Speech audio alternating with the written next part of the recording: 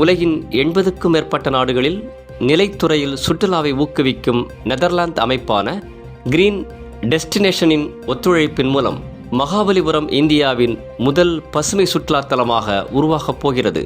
உலக பாரம்பரிய வார விழாவின் தொடக்க விழாவில் மாதா அமிர்தானந்தமயி மந்திர் ட்ரஸ்ட் இந்த முயற்சியை புரிந்துணர்வு ஒப்பந்தத்தின் மூலம் அதிகாரப்பூர்வமாக செயல்படுத்தியது.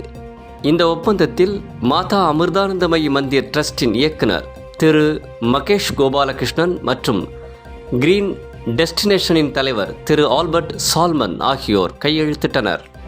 மத்திய கலாச்சாரம் மற்றும் சுற்றுலாத்துறை அமைச்சர் திரு கஜேந்திர சிங் ஷெகாவத் அவர்கள் கலந்து கொண்டார். இந்நிகழ்வின் இறுதியில் மத்திய அமைச்சர் திரு கஜேந்திர சிங் ஷெகாவத் அவர்கள் அம்மா என்று அழைக்கப்படும் ஸ்ரீ மாதா அமிர்தானந்தமயி தேவி அவர்களை சந்தித்தார். இம்முயற்சியானது சுற்றுலா மற்றும் இயற்கை மேம்பாட்டை முக்கிய நோக்கமாக கொண்டுள்ளது.